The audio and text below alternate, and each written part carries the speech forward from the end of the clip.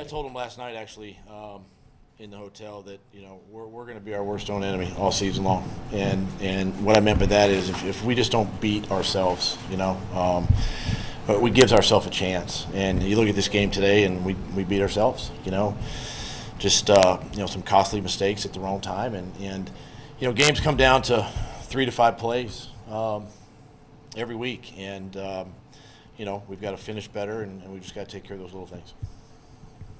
Given that you beat yourselves, do you come out of it encouraged a little bit because if you don't make those mistakes, you guys can come away with the W? I do. I look at the plays that are out there on the field that we could have made, just off the hands here, we a couple illegal formations where we have big run, all those are just little things, but they become big things, right? And so that part you take away and you learn from, and it's a group of guys that are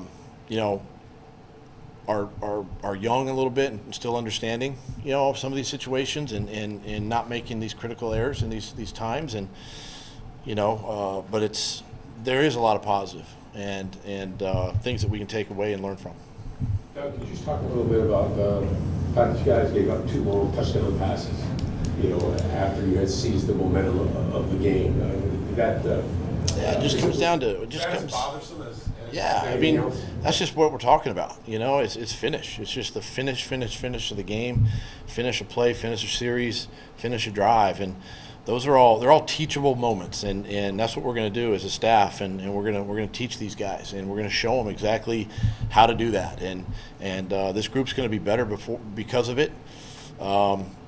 And we don't make any excuses. Give credit to Washington; they came back and won this football game. But there's a lot of good takeaways for us. As a follow-up to that, can you talk a little bit about the first half, just the lack of efficiency in the red zone? I mean, you had 10 plays. We had 2 really good opportunities, both incomplete passes where they were right there. We had touchdowns on both of them, and I go back to the week in practice, and we hit both of those in practice, and it's unfortunate.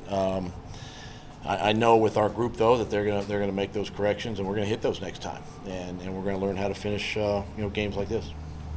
Doug, you've had Carson do it for you as a coach, and you just watched him do it to you. What was it like being on the other side of that? That talent, that ability. Was it like a nightmare? What were you feeling? No, I mean I was coaching our team. Quite honestly. I had a chance to talk to him and before the game and everything. He played a heck of a football game. He showed a lot of composure and brought his team back and ultimately won the football game. So hats off to him and his team for doing that. But for me, it was all about getting our team in situation to possibly win this game. Impressed and encouraged by Trayvon? Yeah. I mean, I thought he for the first game, 60-minute game, thought he did some great things. Had a huge turnover there in the second half, and was able to get some points for our offense and just pretty good performance. What was it like for you to walk out? I think it was like 11 o'clock. You took the field. The guys were on the field. Your first NFL game back in a year. What was that feeling like, and what was your conversation like with Carson there at the 20? Yeah, it was. I mean, it was for me. It was exciting. I wouldn't lie. I'd be lying if I said I didn't have butterflies. Before the game, because it's just the way I am, being competitive, and it was great to see Coach Rivera and Jack and some of the guys, and then Carson, get a chance to just visit with him and see how he's doing, kind of catch up, and I understand the situation is tough. This is the National Football League, and we're the same people, just different colors, uniforms, and just wished him well, and hopefully has a good season. What was wrong with Juwan Taylor on that last drive? I believe it was just cramps actually, and couldn't go in. It was just severe enough that couldn't go in. It did get a little humid there in the second half. Did Ben Mark struggle today a lot? I think early on, it's hard to comment until I really see the tape, but I know there was some dialogue about some push in the middle of the pocket, so we'll see as we look at this film. But again, those are areas that we got to correct. What about with Trevor? I think there were a couple of 2 intentional groundings, and then the last throw, instead of maybe eating it or throwing it away, just trying to fight for the last second there? Do you want him still to be able to get rid of that? Well, again, you love the aggressiveness and trying to make a play. You know, you can't fault a guy for doing that, but at the same time, we still need to understand the situation, and we can coach him better, and really kind of put it on us, in situations like that, and just keep walking him through those things, and really as a team, not just him, but I think as a team in general. It's just like jumping off sides, 3rd and 3 or 4 there at the end to kind of ice the game. So those are all things that are coachable and correctable. A lot of guys in that locker have been through this stuff the last couple of years. Being able to come back and put it close at the end, does that give you any sense that they're not losing any confidence, or they're not? Yeah, I learned a long time ago in this league, there's no moral victories, and we're going to show them. We're going to be honest with them. We're going to show them. We're going to learn how to finish. We're going to learn how to, we're going to, if it's practice better, meet better, study better, whatever it is, we're going to do, and try to put ourselves in a position to win more of these games than losing.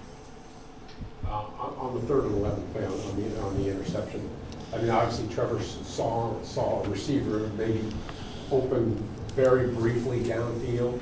He just couldn't get enough on that ball. But in that situation, can you understand at all that him feeling maybe a little bit desperate because it was 3rd and 11, it's going to become 4th and 11 if he threw it away? I mean, in a split second. Oh yeah, he's trying to make a play, and it's tough when you're going to the left and you're being hit and knocked around and trying to push the ball down the field.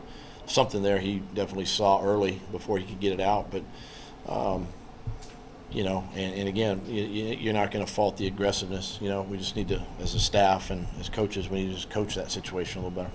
What did you say to him? He found you on the sideline, and you gave him a couple pats on the back, and you had a couple of words. What do you say to a guy that's in that moment? I just tell him, we're gonna keep shooting, we're gonna keep plugging, and we're gonna learn from this, and he's gonna be better for it, and I'm excited for him and his future. He's a bright kid, and I just told him that we're gonna make these corrections and move on. Doug, how about the balance on offense? I think it was like 40-something pass to 16 or so runs today. Is there something you saw with the Commanders' defense that you wanted to attack through the air? What was our yard per average rushing the ball? Yeah, you do what works. It was 9 yards in the first half. Yeah, I mean, you just do what works, and both were working. Quite honestly, the game came down to some critical errors by us, and stuff we got to fix. All right, Coach. Okay. Thank you. Yeah. Thanks.